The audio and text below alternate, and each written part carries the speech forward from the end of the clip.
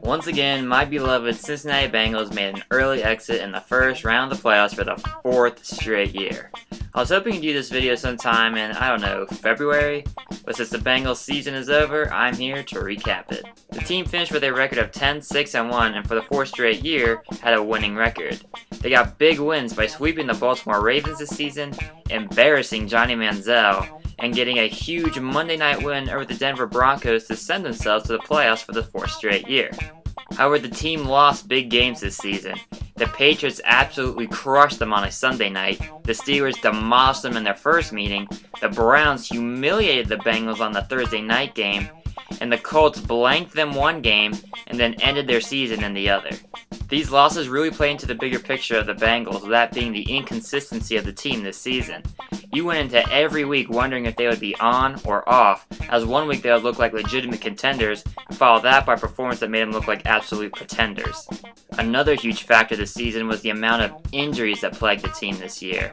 Marvin Jones had a huge breakout year last season, but he didn't even take the field this season with an ankle injury. Tyler Eifert was tearing it up during training camp and in the preseason, but he got hurt in the first game of the regular season and was never seen again. Vontaze Burfict dealt with injuries during the few games he played during the regular season, later had knee surgery, and he was gone for the rest of the year. Giovanni Bernard dealt with rib injuries, Jermaine Gresham had a back injury that kept him out of the playoff game, and AJ Green battled a toe injury earlier in the season, and then he later had a concussion in the game against the Pittsburgh Steelers and was out for the playoff game against the Colts. While the Bengals' inconsistency was a reason for their early exit in the postseason, there's no doubt that the injuries did play a big role. Another big factor this season were the introduction of 2 new coordinators, Paul Guenther on defense and Hugh Jackson on offense. The defense under Paul Guenther this season was spotty and very frustrating to watch. One week they would absolutely demolish the other offense, and then the next week they would get steamrolled themselves. Perhaps the lack of Burfict for most of the year is why this defense was so inconsistent, as well as the other injuries they had, such as Teray Maluga. But after Mike Zimmer turned the defense into a powerhouse in the NFL, you expect Guenther to carry on that tradition. In my opinion, he definitely needs to improve the defense for next year if the Bengals want to have a shot at winning the division and hopefully the Super Bowl. The offense suffered a similar problem with inconsistency under Hugh Jackson. Throughout most of the season, they were either really good or really bad. However, late in the season, Jackson's implementation of the running game really began to take effect, and it worked really well. Jeremy Hill and Giovanni Bernard are one of the best running back duos in the NFL, and that is huge going forward for this offense.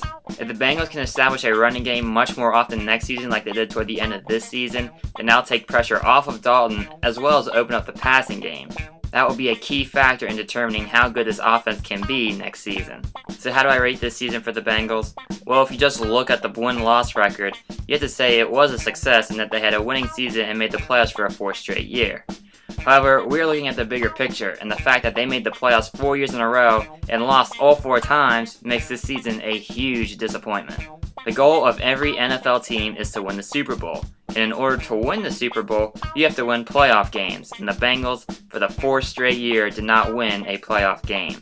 This was the year a lot of Bengals fans thought the team would actually break through and win in the postseason en route to hopefully making some kind of run toward the Super Bowl. However, they lost again, and as a result, they'll be sitting at home instead of being in Arizona in February.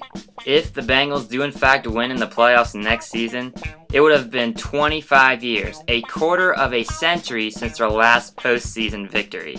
All Bengals fans can do now is wait and see how this team will improve itself for the next season, as well as hold out hope that 2015 will be the year that the Bengals finally win in the playoffs, as well as bring home the Lombardi Trophy to Cincinnati.